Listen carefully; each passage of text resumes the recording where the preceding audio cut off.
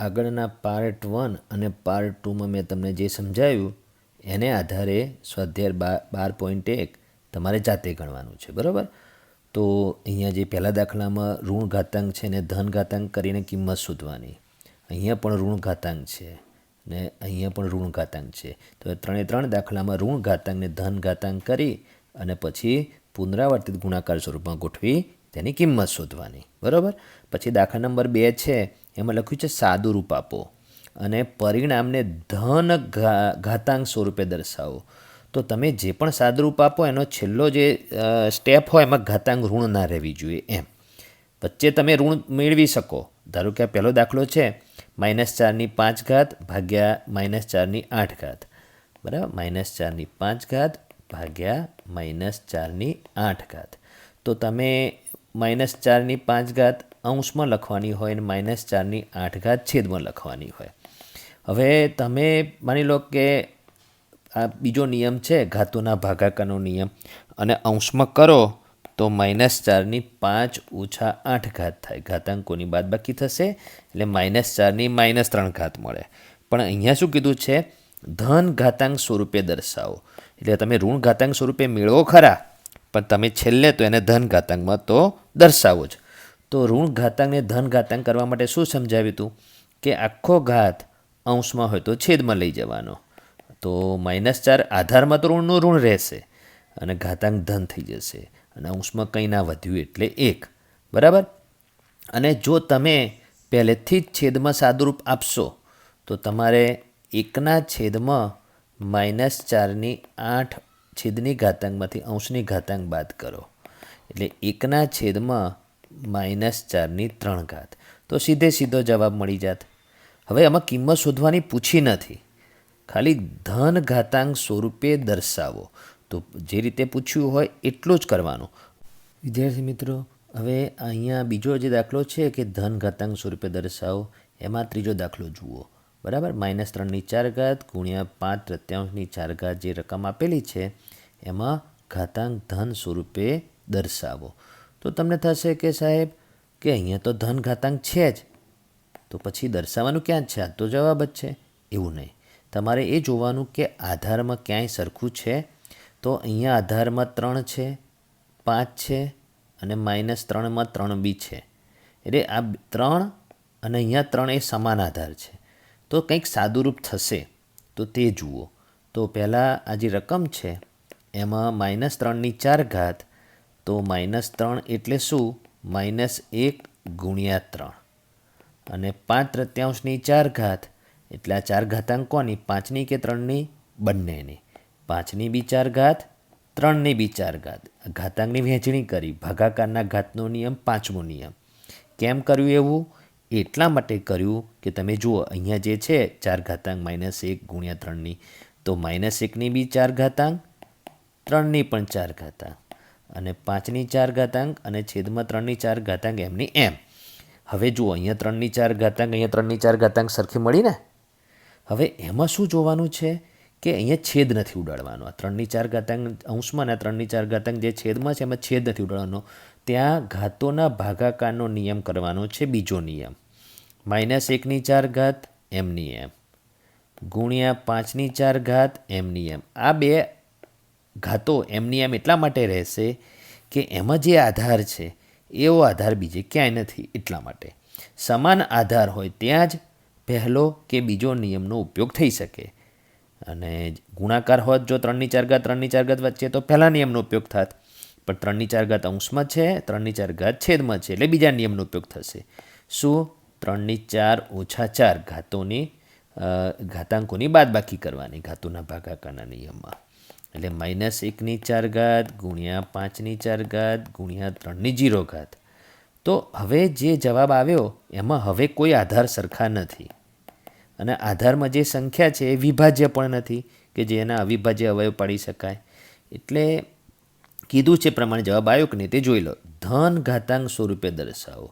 હવે આ 4 ઘાતાંક ધન છે અને આ 4 ઘાતાંક બી ધન છે. રકમમાં એ પ્રમાણે જ છે, પણ રકમમાં જે ઘાતાંક 4 હતી ત્યાં આધારમાં રહેલી સંખ્યામાં 3 અને અહીંયા -3માં બી 3 એ સમાન હતું. તો સમાન આધાર હોય ત્યાં પહેલાં કે બીજા નિયમનો ઉપયોગ થઈ શકતો હતો, એટલે એ કર્યું આપણે. પણ હવે આ 0 ઘાતાંક એ 0ને ધન પણ ના કહેવાય, ઋણ પણ ના કહેવાય. તો એ તો બતાવવાનું જ નથી. અને શું સમજાયું કે કોઈપણ સંખ્યાની ઘાતાંક 0 હોય એટલે 1 લખાય. 5ની 4 ઘાત એમની એમ, અને -1ની 4 ઘાત એમની એમ. તો અહીંયા ધન ઘાતાંક, અહીંયા ધન ઘાતાંક. હવે 1ની ઉપર તો કોઈ ઘાતાંક છે નહીં, તો 1ની ઉપર કોઈ ઘાતાંક ના હોય એટલે જો ધન સ્વરૂપે લખવી હોય તો તમારે ઘાતાંક 1 લખવાની. અને જો તમારે ત્યાં ઘાતાંક ના લખવી હોય તો પછી તમારે આના પછીના સ્ટેપમાં ગુણ્યા 1 લખવાનું જ નહીં, ખાલી -1ની 4 ઘાત ગુણ્યા 5ની 4 ઘાત જ લખવાનું આન્સર. કેમ કે કોઈ પણ સંખ્યાને 1 વડે ગુણીએ તો કોઈ ફરક ના પડે, એટલે આટલું ને આટલું જ રહે એટલા માટે. તો તમે સમજી ગયા છો વિદ્યાર્થી મિત્રો. હવે દાખલા નંબર 3માં 5 દાખલા છે. 5 દાખલામાં 3 દાખલા એવા છે કે જેમાં ઘાતો વચ્ચે, જો અહીંયા ઘાતો વચ્ચે વત્તાકારનું ચિહ્ન છે, અહીંયા ઘાતો 3 ઘાતો છે, 3 ઘાતો વચ્ચે વત્તાકારનું ચિહ્ન છે, અહીંયા 3 ઘાતો વચ્ચે વત્તાકારનું ચિહ્ન છે. એટલે એ 3 દાખલામાં જે વત્તાકારનું ચિહ્ન છે ઘાતોની વચ્ચે, એટલે એમાં નિયમ જ નથી. ઘાતોના સરવાળાનો નિયમ જ નથી. મેં તમને આગળ સમજાવ્યું હતું. તો જ્યારે કોઈ બી નિયમ ના હોય તો દરેકનું પર્સનલ સાદુરૂપ અલગ અલગ કરવાનું.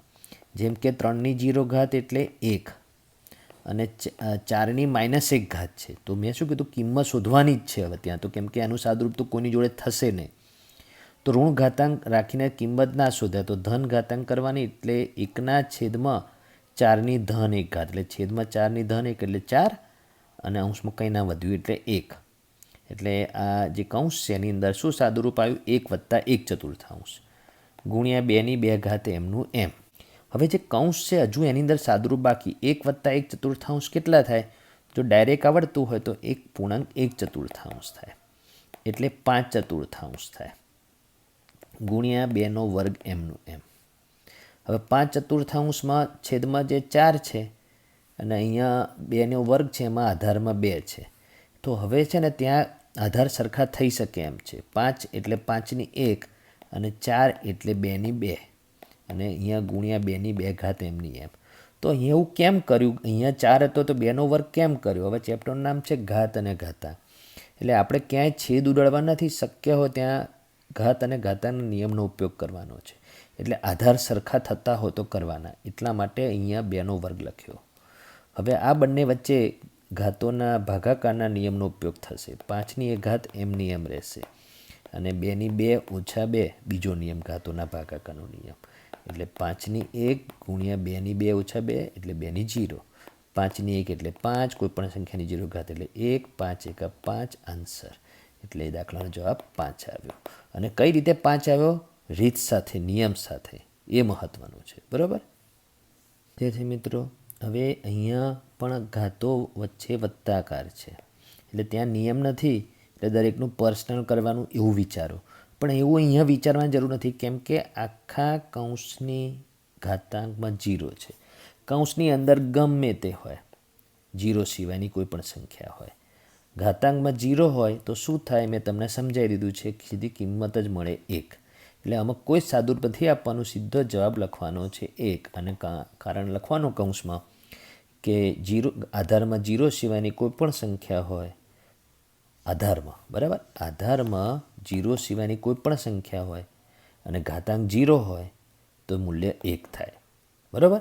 પણ હવે અહીંયા જે છે ઘાતો વચ્ચે વત્તાકારનું ચિહ્ન છે, એટલે તમારે દરેકનું પર્સનલ સાદુરૂપ આપવાનું. હવે અહીંયા ઘાતાંક ઋણ છે, ઘાતાંક ઋણ હોય તો સાદુરૂપ ના મળી શકે, ઘાતાંક ધન કરવી પડે. તો ઋણ ઘાતાંકને ધન ઘાતાંક કરવા માટે શું કીધું હતું? અંશમાં હોય તો છેદમાં લઈ જાઓ, છેદમાં હોય તો અંશમાં લઈ જાઓ, અથવા જે આધારમાં અપૂર્ણાંક સંખ્યા હોય તેનો વ્યસ્ત કરી નાખો. તો 1/2નો વ્યસ્ત શું થાય? 2 થાય, અને ઘાતાંક ધન થઈ જશે. વચ્ચે વત્તાનું વત્તા. 1/3નો વ્યસ્ત શું છે? 3, અને ઘાતાંક ધન થઈ જશે. 1/4નો વ્યસ્ત 4, એટલે વ્યસ્ત કરીશું આધારનો, એટલે ઘાતાંક ધન થઈ જશે, બરાબર. હવે પર્સનલ જ સાદુરૂપ આપવાનું છે. આ 3 ઘાતો વચ્ચે કોઈ નિયમ છે જ નહીં. 2નો વર્ગ 4, 3નો વર્ગ 9, 4નો વર્ગ 16, અને પછી ત્રણેયનો સરવાળો કરો. તો 16 અને 4 20, 20 વત્તા 9 29 આન્સર. બરાબર, તો તમે સમજી ગયા છો. વિદ્યાર્થી મિત્રો, દાખલા નંબર 4માં લખ્યું છે કિંમત શોધો. 2 દાખલા છે. જ્યારે લખ્યું હોય કિંમત શોધો અથવા સાદુરૂપ આપો, ત્યારે તમારે ઘાતોના આધાર જોવાના. તો આ પહેલો દાખલો છે. અહીંયા આધારમાં 5 છે, આધારમાં 2 છે, આધારમાં 8 છે. એટલે એટલું જ આધાર જો ને ઘાતાંક બી જોવાનું પડે. જો ઘાતાંકમાં અહીંયા ઋણ ઘાતાંક છે, અહીંયા ઋણ ઘાતાંક છે, અહીંયા ધન ઘાતાંક, એટલે આધાર ઘાતાંક બંનેમાં જોવાનું. પણ પહેલાં આધારમાં એટલા માટે જોવાનું કે આધારમાં ક્યાંય સરખું છે અથવા સરખું થઈ શકે એમ છે. તો અહીંયા આધારમાં 2 છે, અહીંયા આધારમાં 5 છે, તો 2 અને 5માં કોઈ અવયવ સામાન્ય નથી, એટલે કંઈ સરખું થાય એવું છે જ નહીં. પણ અહીંયા આધારમાં 8 છે, ત્યાં 8ની જગ્યાએ 2 થઈ શકે એમ છે. એટલે જ્યાં આધાર સરખા થતા હોય પહેલાં એ કરવાનો. ઋણ ઘાતાંક ને ધન ઘાતાંક બી કરવાનું છે, પણ આપણે પહેલાં શું કરીશું? ચલો, આપણી પાસે 2 ઓપ્શન છે. ઘાતાંક ઋણ છે ને ધન કરવું છે કે આધાર સમાન કરવા છે. તો તમે આપણી પાસે 2 ઓપ્શન છે. આધારનું પહેલાં સાદુરૂપ આપવું છે કે ઘાતાંકનું? ગમે તેનું કરી શકીએ. મારે ઘાતાંકનું પહેલાં સાદુરૂપ આપવું છે. એવું દરેક દાખલામાં જો નથી કે ઘાતાંકનું જ પહેલાં સાદુરૂપ આપવાનું. તો અહીંયા જે ઋણ ઘાતાંક છે એને ધન ઘાતાંક કરીશું તો અંશમાં જતું રહેશે.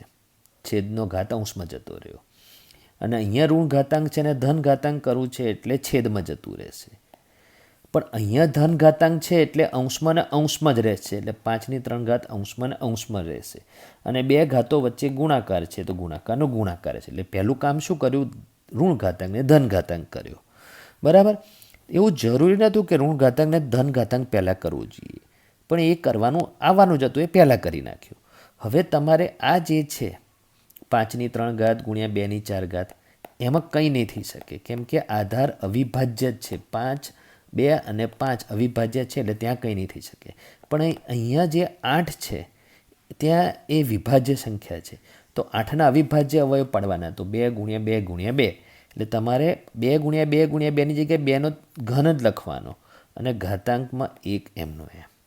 તો એવું કરવાનું કારણ શું? અહીંયા આધારમાં 2, અહીંયા આધારમાં 2, આધાર સરખા થતા હોય તો કરવા માટે. બરાબર. એમ કર્યા પછી એના પછીનું સ્ટેપ 5ની 3 ઘાત 2ની 4 ઘાત અંશમાં એમનું એમ. અને અહીંયા નિયમ થશે ત્રીજો નિયમ, ઘાતના ઘાતનો નિયમ. ઘાતાંકોનો ગુણાકાર કરો. 2ની 3 ગુણ્યા 1 ઘાત એટલે 2ની 3. આટલું સુધી ખબર પડી ગઈ.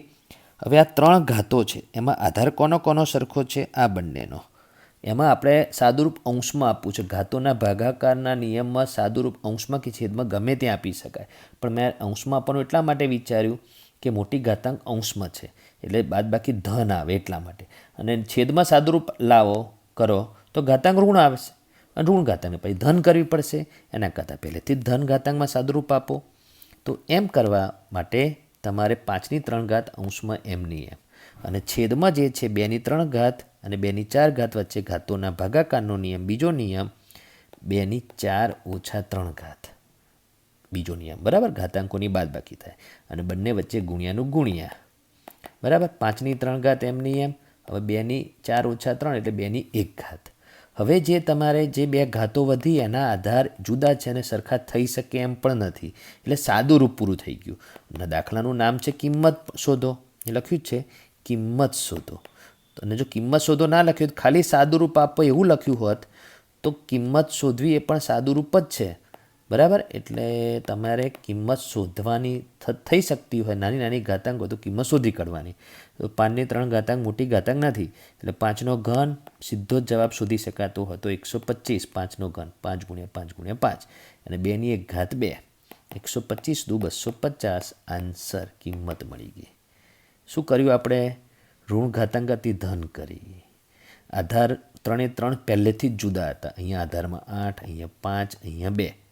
પણ અહીંયા 8 અને 2 વચ્ચે સમાનતા કંઈક સમાન થઈ શકે એમ છે. 8ની જગ્યાએ 2નો ઘન કરવાથી આધાર 2 સમાન મળી શકે એમ હતા, તો તે કર્યું. બરાબર. અને પછી એ બંને વચ્ચે બીજો નિયમનો ઉપયોગ થયો, ઘાતોના ભાગાકારનો નિયમ, અને એ પૂરું થઈ ગયું. એટલે પછી આધાર જે જુદા હતા એ સરખા થઈ શકે એમ જ નહોતા, ત્યારે પુનરાવર્તિત ગુણાકાર કરીને કિંમત શોધી.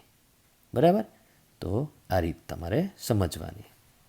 વિદ્યાર્થી મિત્રો, હવે જે 5મા નંબરનો દાખલો છે એમાં જે આ 1, 2 અને 3 ઘાતો લખેલી છે, ત્રણે ત્રણ ઘાતોના આધારમાં 5 સમાન છે. બરાબર. અહીંયા ઘાતાંકમાં 5 છે, અહીંયા ઘાતાંકમાં -3 છે, અહીંયા ઘાતાંકમાં m છે અને mની કિંમત શોધવાની છે. તો આપણી જે રકમ જે છે આપેલી આ ત્રણેય ઘાતો એને આ રીતે અહીંયા લખવાની પહેલાં તો. બરાબર. હવે આપણે અહીંયા mની કિંમત શોધવાની છે. તો આ બે વચ્ચે ઘાતો વચ્ચે ભાગાકારનું ચિહ્ન છે, એટલે કા નજર જવી જોઈએ ભાગાકારનું ચિહ્ન, અને અહીંયા ઘાતાંક ઋણ છે, એ બે વસ્તુ ઉપર નજર પહેલાં જવી જોઈએ. કેમ નજર પહેલાં જવી જોઈએ? કેમ કે તમારે ઋણ ઘાતાંકને ધન ઘાતાંક કરવાનું એક વિચારવાનું, અને બીજું એ વિચારવાનું કે ભાગાકારનું ચિહ્ન હોય તો ભાગાકારના ચિહ્ન પછીનો ઘાત છેદમાં લખવાનો. તો ભાગાકારના ચિહ્ન પછીનો ઘાત છેદમાં લખીશું તો એ 5ની -3 જ લખવાનું. તો તમને એમ થશે કે સાહેબે તો આગળ એવું કીધું હતું કે અંશમાં ઘાતને અંશમાંથી છેદમાં લઈ જઈએ તો ઘાતાંક ઋણ હોય તો ધન થઈ જાય. તો અહીંયા કેમ ના થઈ? ઋણની ઋણ કેમ રહી? અહીં ઘાતાંકમાં ઋણ 3 છે તો ત્રણની ઋણ 3 જ કેમ રહી ગઈ? છેદમાં લઈ ગયા તો. પણ આપણે અહીંયા 5ની જે -3 ઘાત છેદમાં લઈ ગયા છે એ ઋણ ઘાતાંકને ધન ઘાતાંક કરવા માટે નથી લઈ ગયા, આ ભાગાકારના ચિહ્નને લીધે લઈ ગયા છે. એટલે એ નિયમથી નથી લઈ ગયા, એટલા માટે ઋણ ઘાતાંક ઋણની ઋણ રહેશે. કારણ કે ભાગાકાર પછીનું છેદમાં લખવાનું હોય. તમને ખબર હોવી જોઈએ કે x ભાગ્યા વાયનો મતલબ શું? એક્સના છેદમાં વાય. એટલે એટલા માટે આપણે વાયને અહીંયા એક્સની નીચે લાવેલા છે. એ રીતે તમારે અહીંયા 5ની -3 ઘાતને 5ની m ઘાતના છેદમાં લાવવાથી એમાં ઘાતાંક પર અસર નહીં થાય. અહીંયા માટે ચિહ્ન કરવાનું. હવે આપણે ઋણ ઘાતાંકને ધન ઘાતાંક કરવી છે. તો ઋણ ઘાતાંકને ધન ઘાતાંક કરવા માટે શું કીધું હતું? ક્યાં છે? તો આખો ઘાત છેદમાં છે, તો અંશમાં લઈ જાઓ. ધન ઘાતાંક થઈ ગઈ. કોની જોડે લઈ ગયા? 5ની m ઘાતની જોડે, એટલે બંને વચ્ચે ગુણાકાર આવ્યું. અને અહીંયા 5ની 5 ઘાત mની m. એટલે આ સ્ટેપ તમને ખબર પડવી જોઈએ કે આ કેવી રીતે આવ્યું. 5ની m ઘાતની જોડે જ 5ની -3 ઘાત હતી, એની જોડે જ હતી, પણ ત્યાં ભાગાકાર હતું. પહેલાં છેદમાં લઈ ગયા ભાગાકારના લીધે, પછી ઋણ ઘાતાંકને ધન ઘાતાંક કરવાથી અંશમાં લાવી દીધું પાછું. હવે તમે જુઓ કે આ બંને ઘાતોમાં આધાર સમાન છે અને વચ્ચે ગુણાકાર છે, એટલે પહેલા નિયમનો ઉપયોગ થશે, ઘાતાંકોનો સરવાળો અને જમણી બાજુ એમની એમ. બરાબર. હવે તમે જુઓ છો કે બંને ડાબી બાજુ અને જમણી બાજુ આધાર સમાન છે અને બંને આ ઘાતોની કિંમત સમાન છે. તો આધાર સમાન હોય અને કિંમત સમાન હોય તો એ ઘાતાંક પણ સમાન હોય તો જ આવું શક્ય બને. તેથી સમીકરણ બનશે m+3 = 5, ઘાતાંક બરાબર ઘાતાંક. એટલે સમીકરણમાં 3ને જમણી બાજુ લઈ જશો તો m = 5 - 3, એટલે m = 2. એક આ રીતે વિચારીને જવાબ મેળવી શકો, અથવા આ રીતે વિચારો કે 5ની અહીંયા ઘાતાંક 5 છે તો અહીંયા 5ની ઉપર ઘાતાંક 5 ક્યારે થાય? એમની જગ્યાએ કેટલા મૂકીએ તો +3 કરવાથી 5 થાય, તો એમની જગ્યાએ 2 મૂકવાથી, એટલે m = 2. એ રીતે પણ તમે જવાબ મેળવી શકો. બરાબર. તો આ મોટા ભાગે આવા ટાઈપના દાખલા MCQ કે SQમાં પૂછાતા હોય છે. હોઈ શકે 2 માર્કમાં પૂછાય તો 2 માર્કના જેટલા સ્ટેપ પણ અહીંયા થાય છે. બરાબર.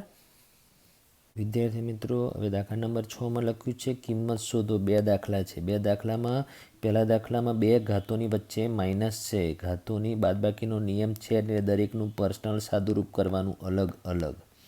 અહીંયા 2 ઘાતો વચ્ચે ગુણાકાર છે, ઘાતો વચ્ચે ગુણાકાર ભાગાકાર હોય તો નિયમ છે, પણ ઘાતાંક ઋણ છે પાછું. બરાબર. તો અહીંયા એ ઘાતાંક તો ઋણ જ છે. તો આપણે પહેલો દાખલો ગણીએ તો શું છે તે પહેલાં હું લખું છું. રકમમાં જુઓ કે અહીંયા ઘાતાંક ઋણ છે, અહીંયા ઘાતાંક ઋણ છે, અને કૌંસની બહાર પણ ઘાતાંક ઋણ છે. પણ મહત્ત્વનું એ છે 2 ઘાતોની વચ્ચે માઇનસ છે. જ્યારે ઘાતો વચ્ચે માઇનસ હોય કે પ્લસ હોય, ઘાતોના સરવાળાનો કે ઘાતોની બાદબાકીનો નિયમ છે જ નહીં, એટલે બંને ઘાતોનું અલગ અલગ સાદુરૂપ આપવાનું. એટલે છગડિયા કૌંસની અંદર જે વચ્ચે માઇનસ છે એમનું એમ રાખશો, બહાર ઘાતાંક પણ -1 રાખવાની. આમાં કંઈ નહીં કરવાનું. હવે આટલાનું સાદુરૂપ આપવાનું કે 1/3ની -1 ઘાતાંક છે, તો ઋણ ઘાતાંકને ધન ઘાતાંક કરો. તો આવા સમયે જે અપૂર્ણાંક આધાર છે તો એનો વ્યસ્ત કરો તો 1/3નું વ્યસ્ત 3 થશે, ઘાતાંક ધન થઈ ગઈ. 1/4નો વ્યસ્ત 4/1, એટલે 4, ઘાતાંક ધન થઈ ગઈ. તો પહેલું કામ શું કર્યું? બંને ઋણ ઘાતાંકને ધન કરી. આટલું ખબર પડી ગઈ. હવે છગડિયા કૌંસની અંદર સાદુરૂપ થશે અને જે બહાર ઋણ એક ઘાતાંક એમની એમ રહેશે, વચ્ચે માઇનસ પણ એમનું એમ રહેશે. 3 × 3 4 × 4 આટલું સાદુરૂપ થયું. બરાબર. હવે છગડિયા કૌંસની બહાર ઘાતાંક તો ઋણ એક જ ઘાતાંક રહેશે. 3 - 4 કેટલા થાય? નાની સંખ્યામાંથી મોટી સંખ્યા બાદ કરો તો ઋણમાં જવાબ આવે -1. બરાબર. હવે શું આવ્યું? ઘાતાંકમાં પણ ઋણ, આધારમાં પણ ઋણ. ઘાતાંકનું ઋણ તો ધન થાય ને થાય જ, પણ આધારનું ઋણ બેકી ઘાતાંક હોય તો જ ધન થાય. મેં તમને આગળ સમજાયેલું છે. તો આપણે પહેલાં તો આધારનું જે ઋણ છે ને, ઘાતાંકનું ઋણ છે એને ધન કરીએ. તો એના માટે શું કીધું તું? આખો ઘાત અંશમાંથી છેદમાં લઈ જાઓ અથવા છેદમાંથી અંશમાં લઈ જાઓ અથવા આધાર અપૂર્ણાંકો તો વ્યસ્ત કરો. પણ અહીંયા અપૂર્ણાંક આધાર નથી એટલે આપણે -1ની ધન એક ઘાત છેદમાં લઈ જવાથી ધન ઘાતાંક થઈ ગઈ 1/. બરાબર. હવે આમ કિંમત શોધવાની છે. 1 એમનો એમ અંશમાં -1ની એક ઘાત એટલે -1 એક વખત એટલે -1. હવે છેદમાં -1 અંશમાં ધન 1 ભાગાકાર કરો તો 1/1 એટલે 1. 1 પ્લસ અને 1 માઇનસ એટલે પ્લસ માઇનસ માઇનસ એટલે -1 આન્સર, ફાઇનલ આન્સર આ રીતે આવ્યો. બરાબર. તો તમે સમજી ગયા છો. વિદ્યાર્થી મિત્રો, હવે જે આ બીજો દાખલો છે, બરાબર, એ જે બીજો દાખલો છે એની રકમ મેં અહીંયા લખી. હવે તમે આધારમાં અને ઘાતાંક બંનેમાં નજર કરો. ચલો ઘાતાંકમાં નજર પહેલાં કરો. તો અહીંયા ઘાતાંક ઋણ છે, અહીંયા પણ ઘાતાંક ઋણ છે એટલે ઘાતાંક ધન કરવી પડશે. તો ખબર પડી ગઈ. પણ આખો મીચીને નહીં કરવાનું. પહેલાં એ આધાર તરફ બી જુઓ. આધારમાં અહીંયા 5 અષ્ટમાંશ છે, અહીંયા 8 પંચમાંશ છે. એટલે 5 અષ્ટમાંશ અને 8 પંચમાંશ એ આધાર સમાન ના કહેવાય. સાથે એમાં અંકો સરખા છે, 5 8 સમાન છે, પણ એકમાં 5 અંશમાં છે તો બીજામાં 5 છેદમાં છે. તો તમારે અહીંયા 2 ઓપ્શન છે. તો પહેલાં ઓપ્શનમાં શું કરવા માગું છું કે 5 અષ્ટમાંશનું 5 અષ્ટમાંશ જ રહેવા દેવા માગું છું. તો ઘાતાંક ઋણનું ઋણ રહેશે, કેમ કે અહીંયા કોઈ જ ફેરફાર નથી કર્યો એટલે આધારમાં. પણ અહીંયા હું શું કરીશ? 8 પંચમાંશનું વ્યસ્ત કરી દઈશ 5 અષ્ટમાંશ. તો આધારમાં તમે વ્યસ્ત કરશો, આધારમાં વ્યસ્ત, તો ઘાતાંક ઋણ હતી એ ધન થઈ જશે એટલે ઘાતાંક ધન 4 થઈ જશે. બરાબર. તો આધારમાં વ્યસ્ત કરવાથી ઘાતાંક ઋણ હતો ધન થઈ જાય, ધન હતો ઋણ થઈ જાય. તો એ પ્રમાણે મેં કર્યું પહેલું ઓપ્શન. બીજો ઓપ્શન પછી બતાડું છું. એટલે 5 અષ્ટમાંશ આધાર સરખા થઈ ગયા અને વચ્ચે ગુણાકાર એટલે પહેલો નિયમ. એટલે પહેલા નિયમમાં શું કરીએ? ઘાતાંકોનો સરવાળો એટલે -7 + 4 એટલે એક ઘાતાંક ઋણ છે ને એક ઘાતાંક ધન છે, એનો સરવાળો એટલે અસમાન ચિહ્ન એટલે બાદબાકી. એટલે 5 અષ્ટમાંશની -7 + 4 એટલે અસમાન ચિહ્ન બાદબાકી, મોટા અંકનું ચિહ્ન એટલે ઋણ 3 સાદુરૂપ પૂરું થઈ ગયું. સાદુરૂપ પૂરું થઈ ગયું પણ ઘાતાંક તો ઋણ આવી. તો ઋણ ઘાતાંકને ધન ઘાતાંક કરો તો 5 અષ્ટમાંશનું વ્યસ્ત કરો તો 8 પંચમાંશ. તો ઘાતાંક ઋણની ધન થઈ ગઈ. હવે આટલા સુધીનું સાદુરૂપ આપ્યા પછી આપણી પાસે 2 ઓપ્શન છે, કિંમત શોધવી છે કે નહીં. તો કંઈ 3 ઘાતાંક મોટી ના કહેવાય એટલે કિંમત શોધો. તો 8 પંચમાંશની 3 ઘાત એટલે 8 પંચમાંશ 3 વખત ગુણાકારમાં, પુનરાવર્તિત ગુણાકાર. અંશમાં 8 × 8 × 8 એટલે 8નો ઘન 512 અને છેદમાં 5નો ઘન 125. તો આ કિંમત મળી. તો અહીંયા જે કર્યું એમાં શું કર્યું કે આપણે જે 5 અષ્ટમાંશ છે એમાં એમનું એમ રાખ્યું અને 8 પંચમાંશમાં વ્યસ્ત કર્યું. પણ હવે બીજો ઓપ્શન છે કે આ જે પહેલો જે ઘાત છે એના આધારમાં વ્યસ્ત કરો. તો 5 અષ્ટમાંશને બદલે 8 પંચમાંશ કરો. તો ત્યાં ઋણ ઘાતાંકનો ધન ઘાતાંક થઈ જશે. અને બીજો ઘાત એમનો એમ રાખો. કેમ? તો જ સમાન આધાર થશે એટલા માટે. તો ઘાતાંક પણ ઋણનું ઋણ રહેશે. તો અહીંયા આધાર 8 પંચમાંશ સમાન થઈ ગયા. ત્યારે તમે વચ્ચે ગુણાકાર છે એટલે પહેલા નિયમનો ઉપયોગ કરશો તો 8 પંચમાંશની 7 + -4 ઘાતાંકોનો સરવાળો. પણ સમાન ચિહ્ન હોય તો સરવાળો થશે, પણ ચિહ્ન અસમાન છે એટલે બાદબાકી થશે. 7 અને 4ની બાદબાકી 3 અને મોટા અંકનું ચિહ્ન એટલે ધન 3. 8 પંચમાંશની 3 તો અહીંયા પણ આવ્યું હતું. એટલે પછીના 2 સ્ટેપ તો એમના એમ જ રહેશે. આ દાખલો ગણવાનો એક ત્રીજો ઓપ્શન પણ છે. તો ત્રીજો ઓપ્શન બતાડું છું. ત્રીજા ઓપ્શનમાં શું કરવાનું તમારે કે જે આ રકમ છે એના પછી તમારે ઘાતાંકની વહેંચણી કરી નાખવાની. તો કયો નિયમ? ભાગાકારના ઘાતનો નિયમ, 5મો નિયમ. તો એ પ્રમાણે શું થશે? અંશમાં 5 ઋણ 7 છેદમાં 8 ઋણ 7 ગુણ્યા 8 ઋણ 4 છેદમાં 5 ઋણ 4. એટલે આ ઘાતાંકની વહેંચણી કરવાનો નિયમ ચોથો અને પાંચમા નિયમનું નામ છે ગુણાકારના ઘાતનો નિયમ, ભાગાકારના ઘાતનો નિયમ, ઘાતાંકની વહેંચણી કરવાની. ઋણ છે અને ધન કરો. તો આ જે છે અંશમાંથી છેદમાં આવશે, છેદમાંથી અંશમાં જશે એટલે 8/7 ધન થઈ જશે, 5/7 છેદમાં આવીને ધન થઈ જશે. અહીંયા પણ તમારે ઋણ ઘાતાંકને ધન ઘાતાંક કરશો તો 5/4 અંશમાં જઈને ધન થઈ જશે અને 8/4 છેદમાં આવીને ધન થઈ જશે. હવે શું જોવાનું કે આ 8/4 સાદુરૂપ 8/7 સાથે અંશમાં કરીએ. કેમ? ઘાતાંક ધન લાવવા માટે. તો 8/7 - 4 અંશમાં 5/4 અને 5/7 મોટી ઘાતાંક છેદમાં છે એટલે ત્યાં છેદમાં સાદુરૂપ આપે 5/7 - 4. બીજો નિયમ ઘાતોના ભાગાકારનો નિયમ, ઘાતાંકોની બાદબાકી થાય. એટલે શું આવ્યું? 8/3 આવી છેદમાં 5/3 આવી. હવે આ જે આવ્યું 8/3 એટલે 8નો ગુણાકાર 8 સાથે 3 વખત અને 5નો ગુણાકાર 5 ગુણ્યા 5 ગુણ્યા 5.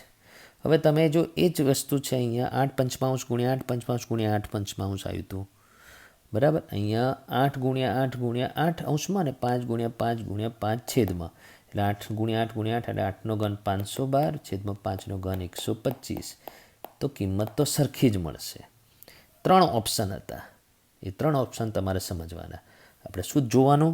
ઘાતાંક ઋણનું ધન કરવાનું વિચારવાનું. બીજું શું જોવાનું? આધાર સમાન થતા હોય તો કરવાના. અને બીજું કે આપણી પાસે 5 નિયમો છે, એ 5 નિયમોનો ઉપયોગ કરવાનો.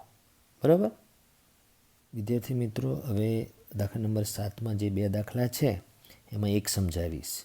બરાબર, એક હું તમને મૌખિક સમજાવીશ, એક ગણીને બતાવીશ. તો બંને દાખલાની રકમમાં જુઓ. તમારે રકમ કીતે જોવાની? આધાર ઉપર બી જોવાનું, ઘાતાંક ઉપર બી જોવાનું. આધાર ઉપર જોઈને શું તમારે જોવાનું, કમ્પેરિઝન કરવાનું, ક્યાંય આધાર સમાન છે કે નહીં એ જોવાનું. તો તમે જુઓ કે અહીંયા આધાર ટી છે તો અહીંયા આધાર ટી છે, એ સમાન છે.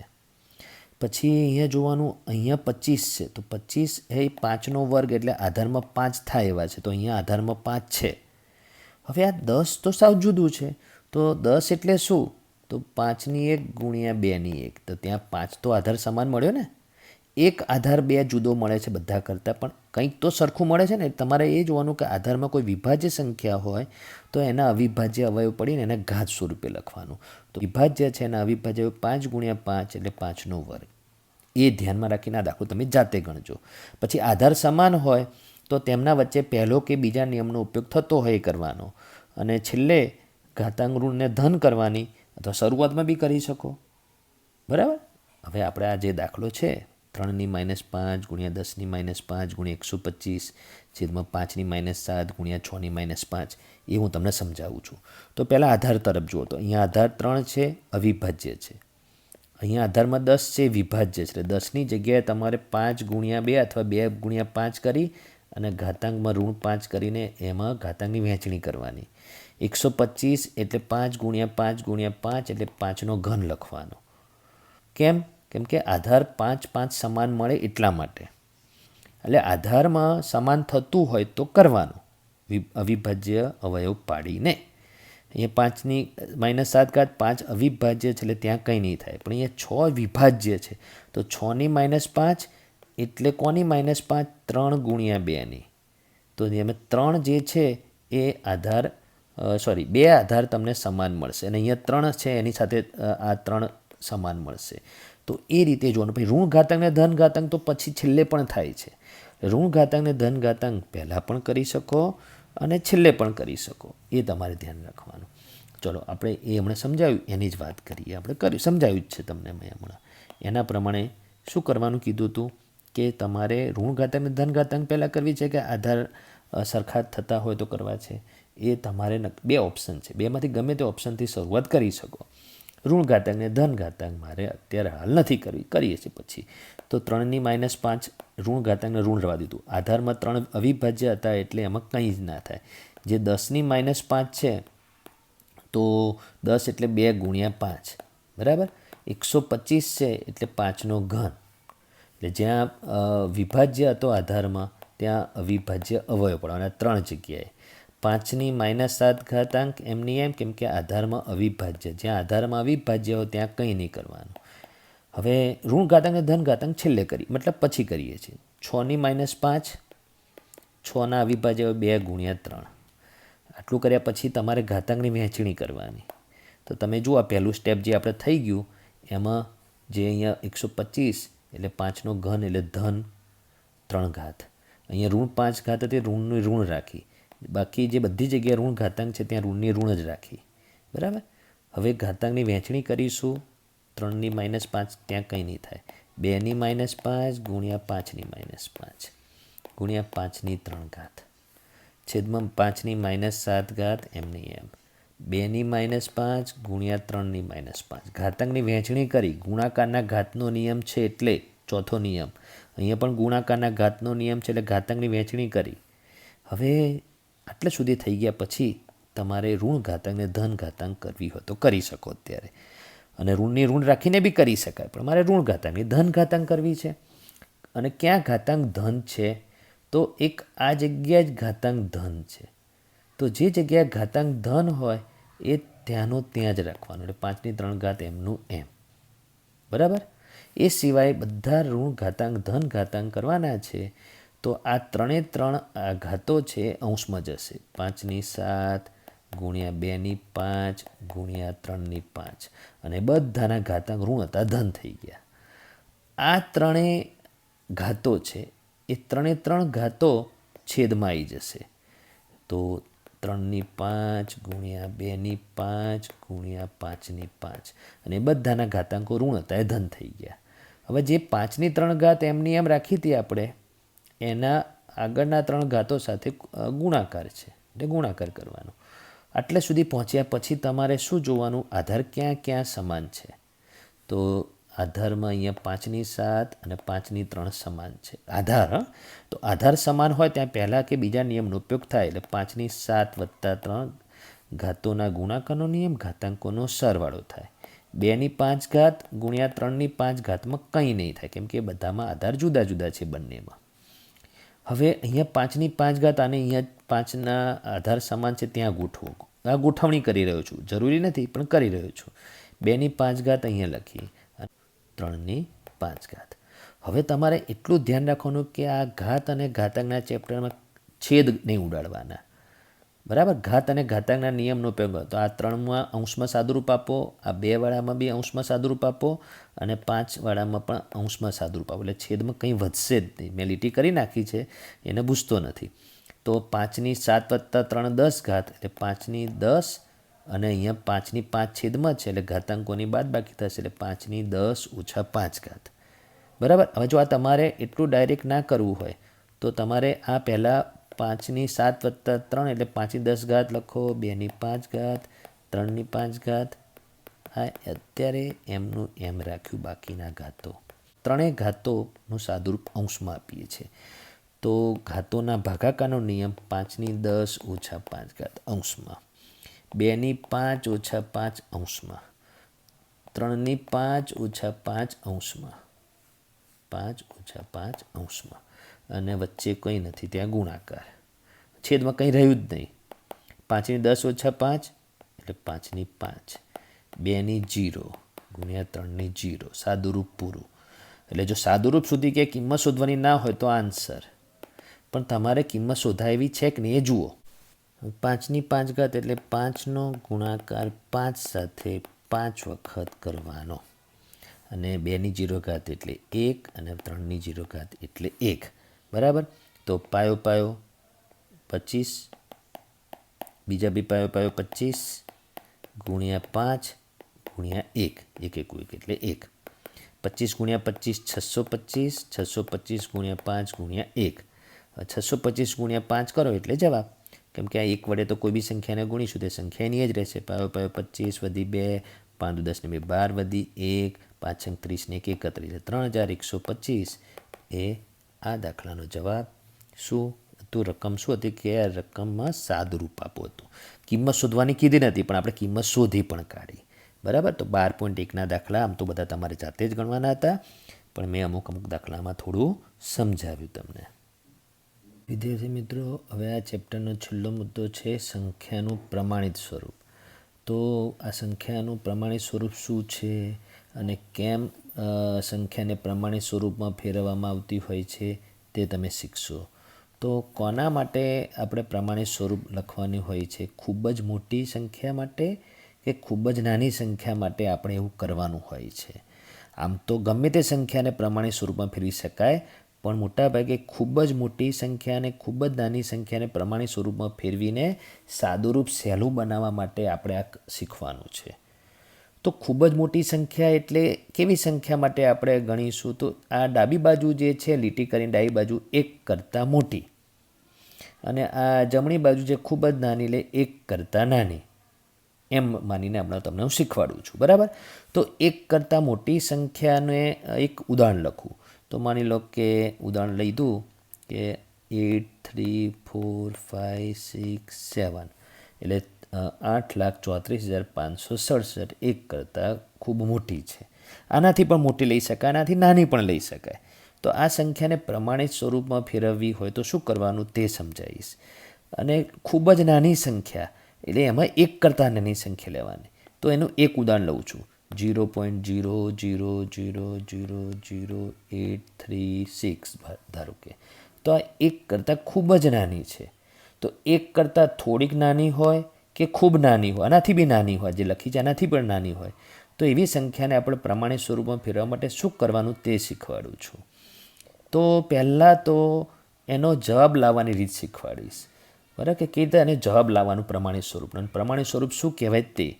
તો જવાબ લાવવા માટે એટલું ધ્યાન રાખવાનું કે ગુણ્યા 10, અહીંયા ગુણાકાર કર્યો એની જમણી બાજુ 10ની કોઈ ધન ઘાતાંક સ્વરૂપે લખવાની. ભાઈ ધન ઘાતાંક કેટલી લખવાની એ કેવી રીતે યાદ રાખવાનું તે જ કહું છું. અને ગુણાકારની ડાબી બાજુ અહીંયા કઈ સંખ્યા લખવાની? તો ગુણાકારની ડાબી બાજુ તમે જે ઉપર જે દર્શાવેલી છે એ સંખ્યામાં પહેલાં દશાંશ ચિહ્ન શોધી કાઢો ક્યાં આપેલું છે. તો જ્યારે કોઈ સંખ્યાનું દશાંશ ચિહ્ન ના આપ્યું હોય તો સૌથી છેલ્લે એનું દશાંશ ચિહ્ન માનવાનું. તો 7 પછી નથી આપ્યું એટલે 7 પછી. તો એ દશાંશ ચિહ્ન ત્યાંથી તમારે છેક 8 અને 3ની વચ્ચે લાવી દેવાનું. 8.34567 એટલે દશાંશ ચિહ્ન જે 7 પછી હતું એ તમે 8 અને 3ની વચ્ચે લાવી દેવાનું. તો ક્યાં લાવી દેવાનું? છેક પહેલા અંક પછી. અને આ જે પહેલો અંક હોય એ 0 સિવાયનો કોઈ પણ હોવો જોઈએ, 0 ના હોવો જોઈએ પહેલો અંક. એટલે દશાંશ ચિહ્નની ડાબી બાજુ એક જ અંક રહેવો જોઈએ, 2 અંક ના રહેવા જોઈએ. આટલું પહેલાં ખબર પડી કે ગુણાકારની ડાબી બાજુ શું લખવાનું. પછી ગુણાકારની જમણી બાજુ 10ની ઘાતાંક કેટલી લખવાની. તો એ 10ની જે પણ ઘાતાંક લખવાની એ તમારે નક્કી એ કરવાનું કે દશાંશ ચિહ્ન ક્યાં હતું, તો અહીંયા હતું. અને ક્યાં લાવ્યા? તો 8 અને 3ની વચ્ચે. એ બંને વચ્ચે કેટલા આંકડા છે? 2 દશાંશ ચિહ્ન જે આપણે આમ આવું આ સમજવાનું મનમાં કરવાનું નહીં ત્યાં. એ બંને વચ્ચે 1, 2, 3, 4 ને 5 અંક છે. એટલે 10ની 5 ઘાત આવશે. એટલે જવાબ શું આવ્યો? 8.3456 ગુણ્યા 10ની 5 ઘાત. તો આ થયું પ્રમાણિત સ્વરૂપ. તો આ તો સીધો જવાબ લાવતા શીખવાડ્યો. હવે જવાબ લાવવાની એની ખરેખરમાં મૂળ રીત શું છે તે બતાવું છું. આ તો દાખલો તો જવાબ આવી ગયો પ્રમાણિત સ્વરૂપ, પણ એની મૂળ રીત એ હતી કે 8,34,567 હતું. એનું દશાંશ ચિહ્ન નહોતું આપ્યું એટલે છેલ્લે હતું. તો એ દશાંશ ચિહ્ન અહીંથી તમારે અહીંયા લાવવું છે. તો જ્યારે દશાંશ ચિહ્ન ડાબી બાજુ ખસેડવાનું હોય તો 7મા ધોરણમાં ભણી ગયા કે તમારે એને ભાગવું પડે. 10, 100, 1000, 10,000, લાખ એ રીતે ભાગવું પડે. તો તમારે કેટલા વડે ભાગવાનું? તો 1, 2, 3, 4 અને 5 સ્ટેપ ડાબી બાજુ ખસેડવું હોય તો 1 લાખ વડે ભાગવું પડે. 5 મીંડાવાળી સંખ્યા 1 લાખ વડે. કોને? 8,34,567ને. હવે અહીંયા શાનું ચિહ્ન છે? બરાબરનું. હવે કોઈ સંખ્યાને એટલી રાખવી હોય તો જેટલા વડે ભાગાકાર કરો એટલા જ વડે ગુણાકાર કરો. એટલે તમે એ સંખ્યાને 1 લાખ વડે ભાગી 1 લાખ વડે ગુણો તો તેટલી ને તેટલી જ રહે. પણ કેમ એવું કર્યું? 1 લાખ વડે કેમ ભાગ્યું? દશાંશ ચિહ્ન જે છેલ્લે હતું એને 8 અને 3ની વચ્ચે લાવવા માટે, તો 8 અને 3ની વચ્ચે આવી જશે, 1,00,000 વડે ભાગીશું તો 8.345657 થઈ જશે. હવે આ 1,00,000 એટલે શું? કેટલા મીંડા છે? 5 મીંડા, એટલે 10^5. તો આ રીતે પ્રમાણિત સ્વરૂપમાં ફેરવવામાં આવતું હોય છે. પ્રમાણિત સ્વરૂપમાં કઈ રીતે ફેરવવામાં આવતું હોય છે તે બતાવ્યું એક ઉદાહરણ દ્વારા. બીજું ઉદાહરણ લઉં છું. કેમ ફેરવવામાં આવતું હોય છે એ હમણાં આના પ્રમાણિત સ્વરૂપમાં ખૂબ જ મોટી સંખ્યાને ખૂબ જ નાની સંખ્યાને ફેરવતા શીખવાડ્યા પછી બતાવું છું કે કેમ ખૂબ જ મોટી સંખ્યાને અને ખૂબ જ નાની સંખ્યાને પ્રમાણિત સ્વરૂપમાં કેમ ફેરવવામાં આવતી હોય છે. એનો ફાયદો શું એ હું આ પ્રમાણિત સ્વરૂપમાં ફેરવવાની રીત શીખવાડી દીધા પછી બતાવું છું. બરાબર? તો આ પહેલું ઉદાહરણ તમે સમજી ગયા. હવે બીજું ઉદાહરણ જુઓ. વિદ્યાર્થી મિત્રો, હવે અહીંયા ખૂબ જ મોટી સંખ્યા જે મેં લીધી છે એ માની લો કે આપણા ભારત દેશની વસ્તીની સંખ્યા છે 130,46,80,905. એક્ઝેક્ટ આટલી છે એ નથી ખબર, પણ 130 કરોડ તો તમે સાંભળ્યું જ છે. તો આ જે સંખ્યા છે એને પ્રમાણિત સ્વરૂપમાં ફેરવવી હોય તો શું કરવાનું? તો પહેલાં તો એનું દશાંશ ચિહ્ન ક્યાં આપેલું છે તે શોધી કાઢો. નથી આપ્યું તો છેલ્લે માનવાનું, દશાંશ ચિહ્ન અંક પૂરો થાય ત્યાં છેલ્લે. દશાંશ ચિહ્ન ક્યાં આવવું જોઈએ? તો દશાંશ ચિહ્ન આવવું જોઈએ 1 અને 3ની વચ્ચે. તો દશાંશ ચિહ્ન તમારે છેલ્લેથી પહેલા અંક સુધી લાવવાનું છે. તો તમારે 1 પહેલાં લખી જ દો. તો એ તમારે લખવાનું 1.3046,80,905 ગુણ્યા 10 કેટલી એ હવે તમારે લખવાની છે. બરાબર? હવે દશાંશ ચિહ્ન હતું અહીંયા અને લાવી દીધું 1 અંક પછી. મેં તમને કીધું હતું દશાંશ ચિહ્ન તમારે 1 અંક પછી આવવું જોઈએ, એક જ અંક પછી. એ અંક 1 હોય, 2 હોય કે 9 સુધીનો ગમે તે અંકમાં 0 ના હોવો જોઈએ. બરાબર? એના પછી તમારે દશાંશ ચિહ્ન લાવી દેવાનું હોય, ગમે ત્યાં લાવી દેવાનું. હા, એ સંખ્યા ખૂબ જ મોટી, એટલે 1 કરતાં મોટી હોવી જોઈએ. હા, ખૂબ નાની સંખ્યા માટેનું પ્રમાણિત સ્વરૂપની રીત અલગ છે, એ પછી સમજાવું છું. ખૂબ મોટી સંખ્યા માટે સમજાવી રહ્યો છું. હવે અહીંયા ઘાતાંક કેટલી લખવાની? તમારે એ ઘાતાંક લખવા માટે એ જોવાનું દશાંશ ચિહ્ન ક્યાંથી ક્યાં લઈ ગયા, એના વચ્ચે કેટલા અંક છે. તો 1, 2, 3, 4, 5, 6, 7, 8 અને 9 અંક છે. તો 10^9. તો આ સીધો જવાબ તમારે મેળવતા આવડવો જોઈએ. બરાબર? તો આ બીજું ઉદાહરણ સમજાયું. હવે એક છેલ્લું ત્રીજું ઉદાહરણ જોઈ લો. વિદ્યાર્થી મિત્રો, હવે સંખ્યાનું પ્રમાણિત સ્વરૂપ ફેરવવા માટેનું આ ત્રીજું ઉદાહરણ. આ સંખ્યા પણ ખૂબ જ મોટી છે. ખૂબ જ મોટી એટલે 1 કરતાં મોટી હોવી જોઈએ. તો આ જે સંખ્યા છે એ 4,08,72 છે. એટલે 1 કરતાં તો મોટી છે જ. તો એનું પ્રમાણિત સ્વરૂપમાં ફેરવવા માટે તમારે શું કરવાનું? દશાંશ ચિહ્ન પહેલાં ક્યાં આપ્યું છે તે શોધી કાઢવાનું. ના આપ્યું હોત તો છેલ્લે, પણ અહીંયા તો આપેલું જ છે તો એ શોધી કાઢ્યું. અને દશાંશ ચિહ્ન ક્યાં આવવું જોઈએ? તો 1 અંક પછી જ આવવું જોઈએ. તો આ 1 અંક 4 પછી જ દશાંશ ચિહ્ન આવવું જોઈએ. એ પછીના બધા અંક હવે દશાંશ ચિહ્ન વગર મૂકી દો. તો આ દશાંશ ચિહ્ન હવે કાઢી નાખ્યું, કેમ કે એ દશાંશ ચિહ્ન અહીંથી અહીંયા લઈ ગયા. અને દશાંશ ચિહ્ન ક્યાં લઈ જવાનું? 1 અંક પછી લઈ જવાનું. અને એ અંક 0 સિવાયનો કોઈ પણ હોવો જોઈએ. આટલી ખબર પડી ગઈ? ગુણ્યા 10ની તમારે કોઈ ઘાતાંક લખવાની. હવે 10ની ઘાતાંક કેટલી લખવાની એ તમારે કેવી રીતે નક્કી કરવાનું? દશાંશ ચિહ્ન ક્યાં હતું અને ક્યાં લાવ્યા એ બંને વચ્ચે કેટલા અંક છે? તો 1, 2, 3, 4 અને 5. તો 10^5. તો આ થયું આ આપેલી સંખ્યાનું પ્રમાણિત સ્વરૂપ. એ ખૂબ જ મોટી સંખ્યાનું પ્રમાણિત સ્વરૂપમાં 10ની ઘાતાંક ધન જ આવશે. તો આ જે ઘાતાંક આવી એ ધન આવશે. અને જ્યારે ખૂબ જ નાની સંખ્યાનું પ્રમાણિત સ્વરૂપ લખીશું તો એમાં 10ની ઘાતાંક ઋણમાં આવશે. બરાબર. પહેલાં તો આટલું ખબર પડી ગઈ 3 ઉદાહરણ દ્વારા કે તમારે પ્રમાણિત સ્વરૂપમાં કેવી રીતે ફેરવાય. હવે એક નાની સંખ્યા લખું છું, પણ ખૂબ જ નાની નહીં. એ સંખ્યા એકથી મોટી જ, પણ હું ખાલી લખું છું 897. ચલો, આ સંખ્યા એક કરતાં મોટી છે એટલે આ જ ભાગમાં આવે ખૂબ જ મોટી સંખ્યા માટે. એક કરતાં મોટી એટલે ખૂબ જ મોટી માની લેવાની. હવે આ સંખ્યાનું પ્રમાણિત સ્વરૂપ ફેરવવું છે, તો પહેલાં તો તમારે દશાંશ ચિહ્ન શોધી કાઢો. ક્યાં છે? નથી આપ્યું તો છેલ્લે ક્યાં હોવું જોઈએ? એક અંક પછી. તો એક અંક પછી દશાંશ ચિહ્ન લખી દો, બતાવી દો. એટલે તમારે પછી ગુણ્યા 10ની ઘાતાંક લખવાની કેટલી? તો તમે વિચારો કે દશાંશ ચિહ્ન ક્યાં હતું અને ક્યાં લાવ્યા, એ બંને વચ્ચે કેટલા આંકડા છે? 2 અંક છે, એટલે 10ની 2 ઘાત. એટલે 8.97 ગુણ્યા 10ની 2 ઘાત. તો આને કહેવાય પ્રમાણિત સ્વરૂપ, અને આ 897 એનું નોર્મલ સ્વરૂપ, સામાન્ય સ્વરૂપ. તો તમારી પરીક્ષામાં સામાન્ય સ્વરૂપની સંખ્યા આપે તો એ સામાન્ય સ્વરૂપની સંખ્યાને પ્રમાણિત સ્વરૂપમાં ફેરવવાની પૂછે, બરાબર. અને જો પ્રમાણિત સ્વરૂપમાં આપે અને કહે કે એને સામાન્ય સ્વરૂપમાં ફેરવો, તો તે પણ આવડવી જોઈએ. તો તેનું આપણે એક ઉદાહરણ લઈ લઈએ કે દશાંશ પ્રમાણિત સ્વરૂપમાં આપેલી હશે. ધારો કે 4.32 ગુણ્યા 10ની 6 ઘાત. હવે આને આ પ્રમાણિત સ્વરૂપ છે. કેમ પ્રમાણિત સ્વરૂપ છે? તો જુઓ, એક જ અંક પછી દશાંશ ચિહ્ન છે અને 10ની કોઈ ઘાતાંક કરીને બતાવી હોય તો એને પ્રમાણિત સ્વરૂપ કહેવાય.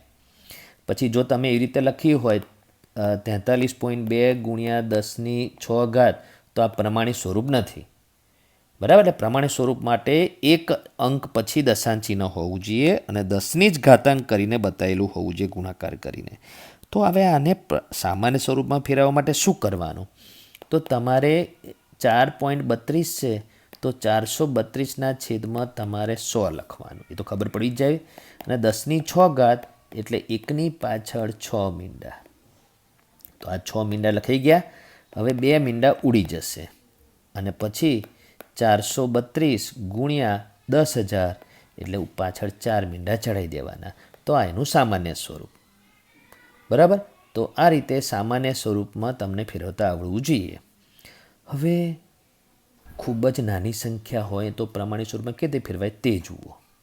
ખૂબ જ નાની સંખ્યા એટલે એક કરતાં નાની સંખ્યા. એક કરતાં નાની સંખ્યા કેવી રીતે ઓળખાય? તો દશાંશ ચિહ્નની ડાબી બાજુ તમારે એક કરતાં નાની પણ ઋણ નથી લેવાની. દશાંશ ચિહ્નની ડાબી બાજુ 0 સિવાય બીજો કોઈ અંક હોય જ નહીં. એ પહેલાં તો એની ઓળખ છે. હવે એને પ્રમાણિત સ્વરૂપમાં ફેરવવાનું એટલે ગુણ્યા 10ની ઘાતાંક કેટલી લખવાની અને ગુણાકારની ડાબી બાજુ શું લખવાનું તે. તો તમારે મેં હમણાં શું કીધું હતું? ગુણાકારની ડાબી બાજુ કે એક અંક પછી દશાંશ ચિહ્ન મૂકવાનું ને એ દશાંશ ચિહ્નની ડાબી બાજુનો અંક 0 સિવાયનો હોવો જોઈએ. તો 0 સિવાયનો અંક અહીંયા ક્યાં છે? તો 8, 3 અને 6. તો એમાં દશાંશ ચિહ્નની ડાબી બાજુ 0 સિવાયનો જ અંક હોવો જોઈએ, તો 8.36. પછી આ બાજુના તમે જે 8.36 લખ્યું એની ડાબી બાજુ તમારે જેટલા 0 છે એ તમે લખો કે ના લખો એની કોઈ વેલ્યુ નથી, એટલે 8.36 જ લખવાનું, બરાબર. ગુણ્યા 10ની કેટલી ઘાતાંક લખવાની? તો તે તમારે કેવી રીતે ગણવાનું? તો તમારે એ રીતે ગણવાનું કે દશાંશ ચિહ્ન હતું ક્યાં? તો અહીંયા હતું. લાવ્યા ક્યાં? તો 8 અને 3ની વચ્ચે લાવ્યા. તો જ્યાં હતું અને જ્યાં લાવ્યા એની વચ્ચે અંકો કેટલા છે તે ગણો. તો 1, 2, 3, 4, 5 અને 8 વાળું અંક એટલે કેટલા થયા? 1, 2, 3, 4, 5 અને 6. તો 10ની -6 ઘાત. તો એક ઘાતાંક ઋણ કેમ આવી? તો એનું હવે હું કારણ સમજાવું. લાવવાની રીત આખી અલગ વસ્તુ છે અને એની સમજ આખી અલગ વસ્તુ છે. તો એની સમજ હવે આપું છું. તો જે સંખ્યા હતી એની એ જ સંખ્યા લખું છું. 0.000000836 આપેલી સંખ્યા લખી, બરાબર. હવે દશાંશ ચિહ્ન અહીંથી મારે અહીંયા લઈ જવું છે. દશાંશ ચિહ્ન જમણી બાજુ ખસેડવું હોય તો તમારે ગુણવું પડે. તો કેટલા વડે ગુણવાનું છે? તો કેટલા સ્ટેપ ખસેડવાનું છે? તો 1, 2, 3, 4, 5 અને 6 સ્ટેપ ખસેડવાનું છે. એટલે 6 મીંડાવાળી સંખ્યા 10 લાખ વડે ગુણવું પડે. તો 3 ને 3 6 અને 10 લાખ વડે ગુણવું પડશે. તો 10 લાખ વડે ગુણીશું તો દશાંશ ચિહ્ન જમણી બાજુ આવશે. પણ એ તો પછી ગુણવાથી તો મૂલ્ય વધી જાય. તો મૂલ્ય એટલું ને એટલું કરવા માટે પછી એને તમારે 10 લાખ વડે ભાગવું પણ પડશે. તો તમારે શું ભણ્યા છો, જેટલા વડે ગુણો એટલા વડે ભાગો તો મૂલ્ય એટલું ને એટલું રહે. હવે તમે ગુણ્યું એના લીધે દશાંશ ચિહ્ન તમારું ખસીને 8 અને 3ની વચ્ચે જતું રહ્યું, એટલે 8.36 થઈ ગયું. ગુણ્યા તો કંઈ છે જ નહીં એની પછી, કેમ કે આપણે આ કૌંસનું સાદુરૂપ આપવાથી આટલું આવ્યું, એની જોડે તો ગુણ્યા કરીને કંઈ છે નહીં. તો 1 લખો અને છેદમાં શું છે 10 લાખ, એટલે છેદમાં 10 લાખ એટલે 10⁶ ઘાત. જેટલા મીંડા હોય એટલી ઘાતાંક છેદમાં ધન ઘાત 10⁶ ઘાત. શું ભણ્યા છો તમે કે ઘાતને અંશમાંથી છેદમાં લઈ જઈએ કે છેદમાંથી અંશમાં લઈ જઈએ તો ધન હોય તો ઘાતાંક ધન હોય તો ઋણ થાય, ઋણ હોય તો ધન થાય. તો આ 6 ઘાતાંક જે ધન છે અંશમાં જવાથી ઋણ થશે. તો આ એની મૂળ પદ્ધતિ છે, બરાબર, કે એનું કારણ એમાં આવી જાય છે. પણ મૂળ પદ્ધતિ કરવા જશો તો વધારે થશે ને તમારે તો સીધો જવાબ જ લખવાનો હોય છે. હવે બીજું ઉદાહરણ જુઓ. વિદ્યાર્થી મિત્રો, ખૂબ જ નાની સંખ્યા એટલે 1 કરતાં નાની હોવી જોઈએ. 1 કરતાં નાની પણ ઋણ ના હોવી જોઈએ. એટલે 1 કરતાં નાની સંખ્યા એ ઋણ ના હોય તો 0 અને 1ની વચ્ચે હોય. તો એ રીતે 0. એમ કરીએ. દશાંશ ચિહ્નની ડાબી બાજુ 0 સિવાયનો કોઈ પણ અંક ના હોય એટલે આપણે એને ખૂબ નાની સંખ્યા માની લેવાની છે, બરાબર. 1 કરતાં નાની તો માની જ લેવાની છે. એવી સંખ્યાને પ્રમાણિત સ્વરૂપમાં ફેરવશો તો 10ની ઘાતાંક ઋણમાં આવશે, બરાબર. પણ હવે ગુણાકારની ડાબી બાજુ તમારે સંખ્યા કઈ લખવાની? તો મેં શું કીધું, તો દશાંશ ચિહ્નની ડાબી બાજુ એક અંક આવવો જોઈએ 0 સિવાયનો. એટલે એ કયો છે? તો અહીંયા 9 અને 4 એ 0 સિવાયના અંક છે. તો તમારે 9 ડાબી બાજુ આવવું જોઈએ દશાંશ ચિહ્નની. તો જમણી બાજુ શું રહ્યું? તો એકલું 4 નહીં, 0 4 9.04. પછી આ 0 લખવાની જરૂર નથી. એ લખશો તો કેવું દેખાશે? 9.04 અને ડાબી બાજુના 0 લખશો તો આ રીતે દેખાશે. પણ આ 0ની વેલ્યુ નથી, આ 0ની વેલ્યુ છે, બરાબર. એટલે 9.04 લખવાનું. હવે ઘાતાંકમાં કેટલા? તો એ મેં શું કીધું હતું? દશાંશ ચિહ્ન ક્યાં હતું? તો અહીંયા હતું. ક્યાં લાવ્યા? તો 9 અને 0ની વચ્ચે. તો કેટલા સ્ટેપ ખસેડ્યું? તો 1 2 અને 3 સ્ટેપ ખસેડ્યું જમણી બાજુ. એટલે 3 અંકો છે 2 દશાંશ ચિહ્નની વચ્ચે. એટલે આપેલું દશાંશ ચિહ્ન અને લાવવાનું છે તે સ્થળની વચ્ચે 3 અંકો છે. એટલે 10⁻³ ઘાત આવશે. એ રીતે તમારે ફેરવવાનું પ્રમાણિત સ્વરૂપ, બરાબર. હવે ત્રીજું ઉદાહરણ જુઓ. વિદ્યાર્થી મિત્રો, આ જે ત્રીજું ઉદાહરણ મેં એવું લીધું છે કે આ સંખ્યા ખૂબ જ નાની સંખ્યા છે. તો 1 કરતાં થોડીક નાની કે 1 કરતાં ખૂબ નાની, એ બધી જ સંખ્યાના પ્રમાણિત સ્વરૂપમાં તમારે જે ઘાતાંક હોય એ ગુણ્યા 10ની ઋણ ઘાતાંક આવશે, બરાબર. અને તમારે ગુણ્યાની ડાબી બાજુ તમારે દશાંશ ચિહ્નની ડાબી બાજુ કોઈ 0 સિવાયનો અંક આવવો જોઈએ. તો 0 સિવાયના અંકોમાં ખાલી એક જ અંક છે 8. તો એ તમારે દશાંશ ચિહ્નની ડાબી બાજુ આવવો જોઈએ. હવે એ સિવાય તો બીજા કોઈ અંક જમણી બાજુ છે જ નહીં 8ની. તો ત્યાં તમારે 0 મૂકવાનું, કોઈ અંક ના હોય તો 8.0 મૂકવું જ પડે. આ 0 મૂકવું પડે.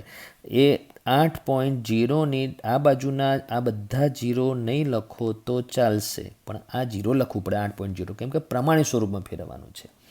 હવે ઘાતાંક કેટલી? તો તમારે એના માટે દશાંશ ચિહ્ન ક્યાં હતું તે જુઓ. અહીંયા હતું. ક્યાં લાવ્યા? તો અહીંયા લાવ્યા, આ જગ્યાએ. તો કેટલા અંક છે બંનેની વચ્ચે? તો 1 2 3 4 5 6 7 8 9 અને 10. તો એ બંને વચ્ચે 10 અંકો છે એટલે 10⁻10 ઘાત. 8.0 ગુણ્યા 10⁻10 ઘાત. તો જે સંખ્યા ખૂબ જ નાની હોય 1 કરતાં નાની સંખ્યાનું પ્રમાણિત સ્વરૂપમાં ઘાતાંક ઋણમાં આવશે, અને જે સંખ્યા ખૂબ જ મોટી હોય તેના પ્રમાણિત સ્વરૂપમાં 10ની ઘાતાંક ધન આવશે, બરાબર. અને ખૂબ જ મોટી એટલે 1 કરતાં મોટી હોવી જોઈએ. એકલી 50 હોય તો એ બી 1 કરતાં મોટી છે, તો આનું પ્રમાણિત સ્વરૂપમાં શું આવે? તો પહેલાં દશાંશ ચિહ્ન ક્યાં છે? તો નથી આપ્યું એટલે છેલ્લે, બરાબર. ક્યાં હોવું જોઈએ? તો દશાંશ ચિહ્નની ડાબી બાજુ એક 0 સિવાયનો અંક જોઈએ તો 0 સિવાયનો અંક કયો છે 5 એટલે 5.0 ગુણ્યા 10ની કેટલી ઘાતાંક ધનમાં આવવી જોઈએ તો દશાંશ ચિહ્ન ક્યાં હતું તો અહીંયા ક્યાં લાવ્યા અહીંયા બંને વચ્ચે કેટલા અંકો છે એક જ એટલે 10ની 1 ઘાત એટલે 50 એટલે 5.0 ગુણ્યા 10ની 1 ઘાત તો પ્રમાણિત સ્વરૂપમાં ફેરવતા શીખ્યા હવે ખૂબ જ નાની સંખ્યા પ્રમાણિત સ્વરૂપમાં ફેરવતા શીખ્યા પણ એ પ્રમાણિત સ્વરૂપમાંથી તમારે એને સામાન્ય સ્વરૂપમાં ફેરવવું હોય તો એક ઉદાહરણ જોઈ લો માની લો કે 2.46 ગુણ્યા 10ની -4 ઘાત છે તો આ પ્રમાણિત સ્વરૂપમાં જ છે બરાબર તો એને સામાન્ય સ્વરૂપમાં ફેરવવા માટે શું કરવાનું તો 2.46 એટલે 246ના છેદમાં 100 કહેવાય ગુણ્યા 10ની જે ઋણ 4 છે તો એની કિંમત ના મળે ઋણ ઘાતાંકમાં તો આપણે એને ધન ઘાતાંકમાં ફેરવવા માટે છેદમાં લખવી પડશે તો છેદમાં કેટલા લખવાના તો તમારે છેદમાં લખવાનું 1/10ની 4 ઘાત બરાબર તો અંશમાં કેટલા આવ્યા તો અંશમાં તો 246 જ છે અને છેદમાં કેટલા આવ્યા તો 10ની 4 ઘાત અને 10ની 2 ઘાત એટલે 10ની 6 ઘાત એટલે ટોટલ 1ની પાછળ 6 મીંડા આવ્યા 3 4 5 અને 6 10ની 4 ઘાતના 4 શૂન્ય અને 100ના 2 શૂન્ય હવે તમારે આમાં દશાંશ ચિહ્ન મૂકવું પડશે તો અહીંયા 246માં દશાંશ ચિહ્ન ક્યાં છે નથી આપ્યું એટલે છેલ્લે હવે તમારે ટોટલ શૂન્ય કેટલા છે તો 4 ને 2 6 શૂન્ય એટલે 6 દશાંશ સ્થળ કાપવાના તો 3 તો અંકો આપેલા છે એના 3 દશાંશ સ્થળ અને બીજા 3 દશાંશ સ્થળ બીજા 3 0 મૂકવાના તો બીજા 3 0 મૂકવાના અને દશાંશ ચિહ્ન મૂકી અને 0 એટલે 0.000246 એનું સામાન્ય સ્વરૂપ તો સામાન્ય સ્વરૂપમાં ફેરવતા આવડવું જોઈએ જો પ્રમાણિત સ્વરૂપમાં આપે તો બરાબર અને જો સામાન્ય સ્વરૂપમાં સંખ્યા આપે તો એનું પ્રમાણિત સ્વરૂપમાં ફેરવતા આવડવું જોઈએ બરાબર હવે તમારે શીખવાનું છે કે કેમ પ્રમાણિત સ્વરૂપમાં ફેરવવામાં આવતી હોય છે ખૂબ જ નાની કે ખૂબ જ મોટી સંખ્યાને પ્રમાણિત સ્વરૂપમાં ફેરવવાથી ફાયદો શું થાય અને એનો ઉપયોગ ક્યાં થતો હોય છે તે હવે જુઓ વિદ્યાર્થી મિત્રો હવે હું તમને સમજાવીશ કે આ બહુ જ મોટી કે બહુ જ નાની સંખ્યાઓને પ્રમાણિત સ્વરૂપમાં કેમ ફેરવવામાં આવતી હોય છે એનો ફાયદો શું થાય તો તે સમજાવવા માટે સૌથી પહેલાં બહુ જ મોટી સંખ્યા ઉપર આધારિત આ એક ઉદાહરણ જુઓ સૂર્યનો વ્યાસ આ જે લખેલું છે આટલા મીટર છે બરાબર કેટલા મોટો આંકડો છે અને પૃથ્વીનો વ્યાસ જુઓ આટલા મીટર છે પૃથ્વીના વ્યાસ કરતાં સૂર્યનો વ્યાસ વધારે છે જ બરાબર પણ હવે હું તમને એમ પૂછું કે પૃથ્વી કરતાં સૂર્ય કેટલી મોટી છે તો આ આંકડા ઉપર તમે કહી શકશો કે પૃથ્વી કરતાં સૂર્ય આશરે કેટલા ઘણી સાઇઝમાં કદમાં મોટી છે વ્યાસની વાત કરીએ તો બરાબર એટલે પૃથ્વી કરતાં સૂર્યનો વ્યાસ કેટલા ઘણો મોટો છે તો તમે આ આંકડાથી તો તરત જવાબ નહીં આપી શકો હવે હું એનું પ્રમાણિત સ્વરૂપ લખું ને તો હવે પ્રમાણિત સ્વરૂપ લખવા માટે દશાંશ ચિહ્ન ક્યાં છે તો નથી આપ્યું એટલે છેલ્લે છે બરાબર તો દશાંશ ચિહ્ન અહીંયા છેલ્લે છે અને દશાંશ ચિહ્ન ક્યાં લાવવું છે તો એક અંક પછી એટલે 1.3927 પછી આ 0 લખવાની જરૂર નથી આ બધા 0 લખવાની જરૂર નથી ગુણ્યા 10ની હવે અહીંયા કોઈ ધન ઘાતાંક આવશે તો દશાંશ ચિહ્ન ક્યાં હતું અને ક્યાં આપણે લાવ્યા એની વચ્ચેના અંક ગણો તો 1 2 3 4 5 6 7 8 9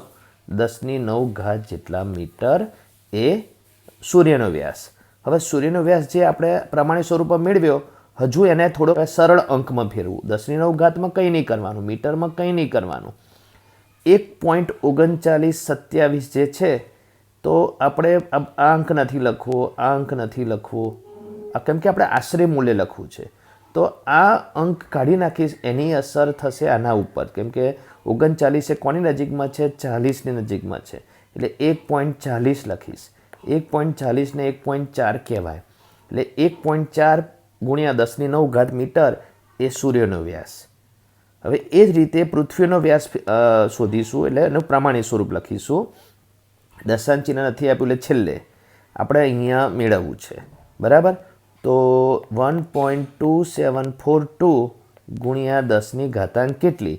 તો દશાંશ ચિહ્ન જ્યાં હતું અને જ્યાં લાવવાનું છે એના વચ્ચે કેટલા અંક છે? તો 1 2 3 4 5 6 અને 7 આટલા મીટર. બરાબર.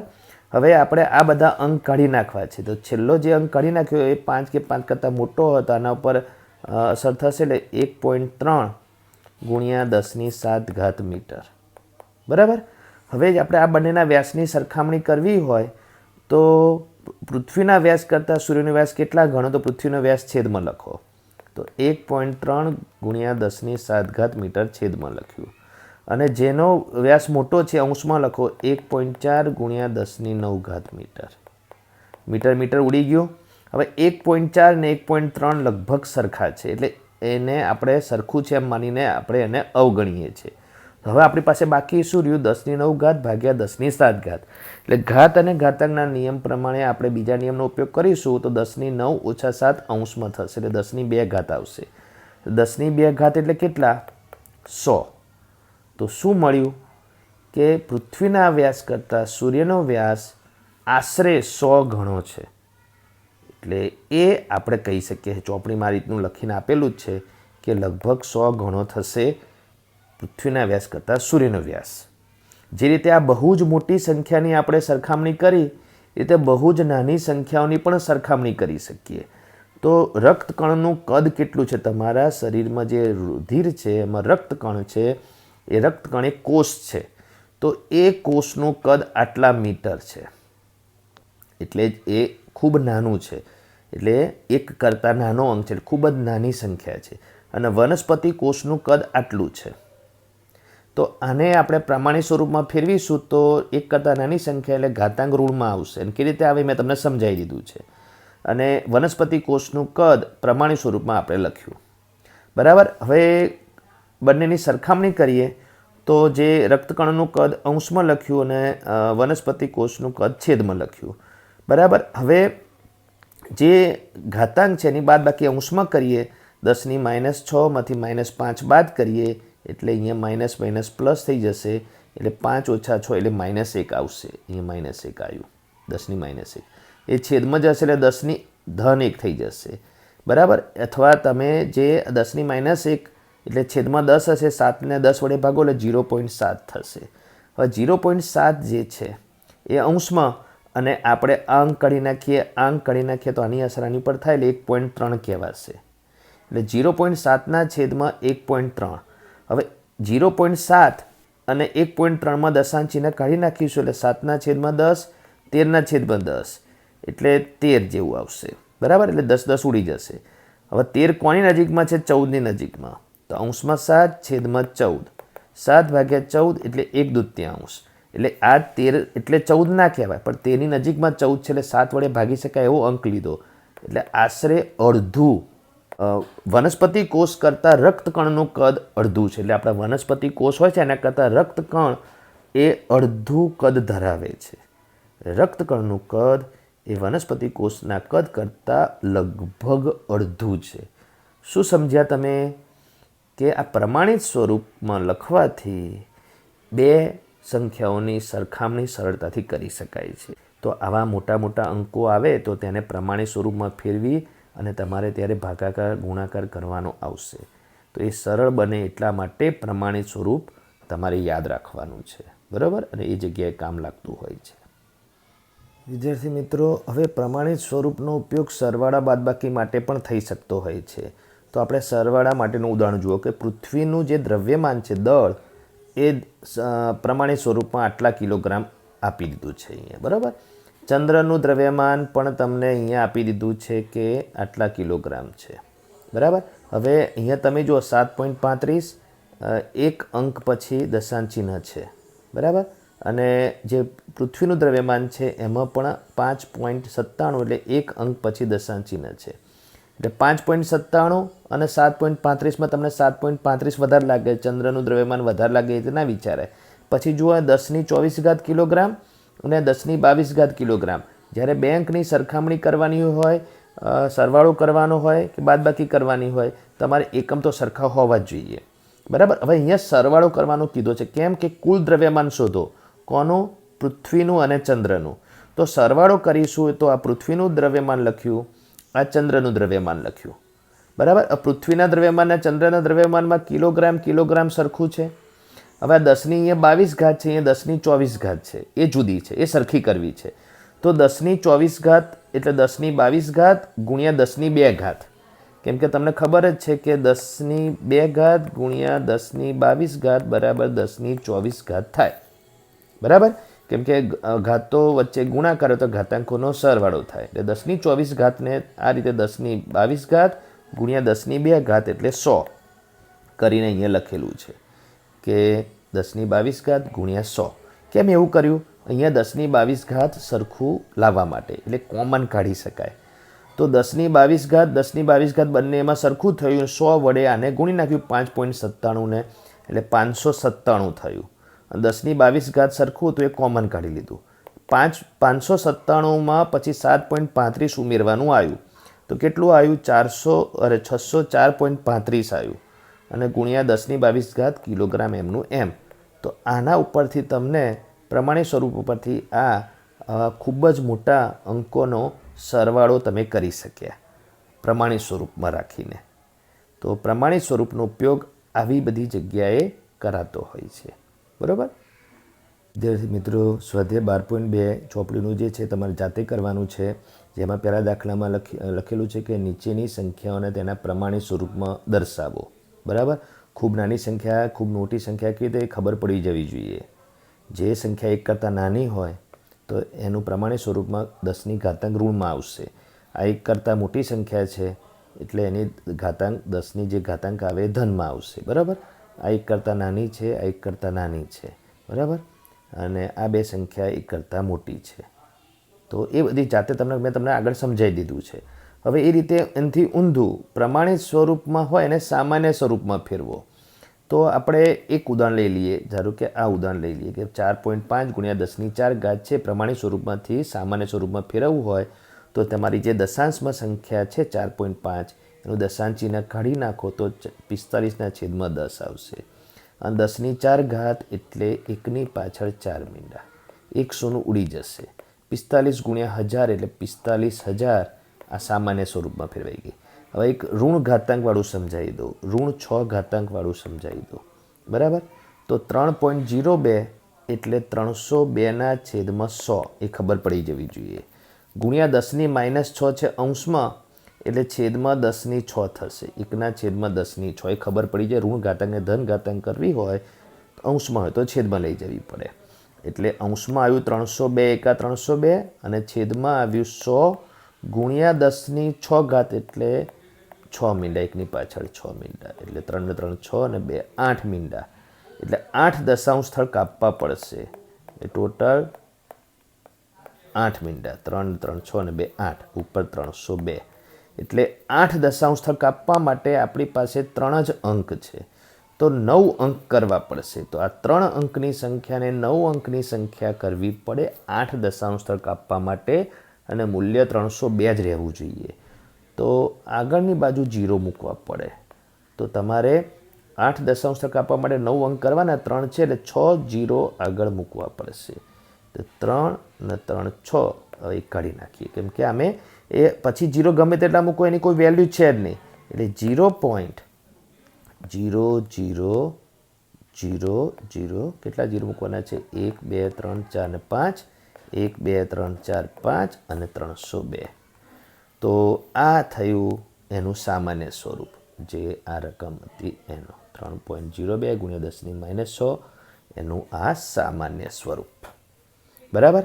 પછી અહીંયા લખ્યું છે કે નીચે આપેલા વિધાનોમાં દર્શાવેલ સંખ્યાને તેના પ્રમાણિત સ્વરૂપમાં દર્શાવો. એટલે વસ્તુ તો એની જ છે જે ઉપર આ જે દાખલો છે એના જેમ જ પ્રમાણિત સ્વરૂપમાં લખવાનું છે. બરાબર. જે સંખ્યા 1 કરતાં નાની હોય એને 10ની ઋણ ઘાતાંક કરીને આવશે. આ મોટાભાગે બધી 1 કરતાં નાની સંખ્યાઓ છે. બરાબર. તો એને તમારે પ્રમાણિત સ્વરૂપમાં ફેરવવાનું છે. હવે પાછું અહીંયા વિધાન છે.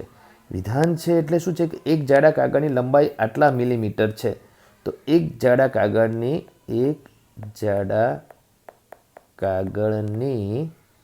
જાડાઈ બરાબર એમ કરીને જવાબ લખવાનો. બરાબર 0.7 મિલીમીટર 0.07 મિલીમીટર એટલે એનું પ્રમાણિત સ્વરૂપ 7.0 ગુણ્યા 10⁻²² મિલીમીટર. આમ કરીને આખું વાક્ય લખવાનું. એટલે આ બધા જે જવાબો છે દાખલા નંબર 3ના 5 એ આ રીતે વિધાન સ્વરૂપે લખવાના, પ્રમાણિત સ્વરૂપના વિધાન સ્વરૂપે. હવે આ ચેપ્ટરનો છેલ્લો દાખલો, આ સ્વાધ્યાયનો બી છેલ્લો દાખલો કે જેમાં તમારે વ્યવહારુ દાખલો છે, પ્રમાણિત સ્વરૂપનો ઉપયોગ કરીને તમારે ગણવાનો છે. શું આપ્યું છે કે એક થપ્પીમાં 20 મિલીમીટર જાડાઈ હોય તેવી 5 ચોપડીઓ છે. એટલે 5 ચોપડીઓ મૂકી છે અને દરેકની જાડાઈ 20-20 મિલીમીટર છે. બરાબર. અને પછી એના ઉપર 0.016 મિલીમીટર જાડાઈના 5 કાગળ પણ ગોઠવેલા છે. તો આ થપ્પીની કુલ ઊંચાઈ શોધો. કેમ કે ચોપડી ઉપર ચોપડી ગોઠવતા જઈએ 5 ચોપડી એટલે ઊંચાઈ વધશે. અને પછી એની પર 5 કાગળ છે એટલે કુલ એટલે સરવાળો કરવાનો છે. પણ સરવાળો કરો એ પહેલાં 20 મિલીમીટરની જાડાઈવાળી 5 ચોપડી એટલે ત્યાં ગુણાકાર કરવાનો.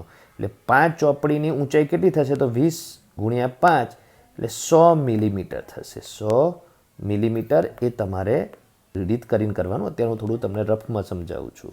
20 મિલીમીટર એ 5 ચોપડીની જાડાઈ વત્તા 0.16 મિલીમીટર જાડાઈના 5 કાગળ એટલે 0.016 ગુણ્યા 5 કરવાના આવશે. 5 કાગળની જાડાઈ કેટલી? તો 16 0.080 એટલે 0.080. હવે આ બંનેનો તમારે સરવાળો કરવાનો છે. તો સરવાળો કરવા માટે તમારે 100નું દશાંશ ચિહ્ન નથી આપ્યું તો 100નું દશાંશ ચિહ્ન ક્યાં આવશે? તો 100નું દશાંશ ચિહ્ન આવશે 100.00 એટલે 100.000 અને 0.080 એ 0.080 અને 08 0.100 એટલે શું જવાબ આવ્યો? 100.080 મિલીમીટર. પણ જવાબ તમારે પ્રમાણિત સ્વરૂપમાં લખવાનો. તો પ્રમાણિત સ્વરૂપમાં જવાબ મેળવવા નથી પણ લખવાનો પ્રમાણિત સ્વરૂપમાં. હવે દશાંશ ચિહ્ન ક્યાં છે? તો દશાંશ ચિહ્ન અહીંયા આપણને મળ્યું છે. ક્યાં હોવું જોઈએ? તો અહીંયા હોવું જોઈએ. એટલે શું? 1.00 આ બે 0 પછી આ 0 અને પછી 80 અથવા 8 પછી આ 0 મૂકવાની જરૂર નથી. બરાબર. આ 0ની વેલ્યુ છે, આ 0ની કિંમત મૂલ્ય છે પણ આ જે 0 અહીંયા મૂકીશું તો એની કોઈ કિંમત નથી. લખશો તો બી વાંધો નથી.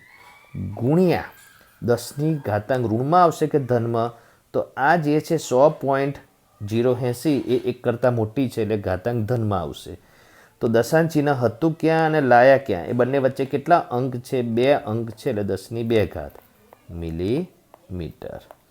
તો આ છે એનો જવાબ કે 5 ચોપડી અને 5 કાગળ જે જાડાઈના હતા એ પ્રમાણે એકબીજાની ઉપર મૂકવાથી ટોટલ ઊંચાઈ આટલા મિલીમીટર થશે.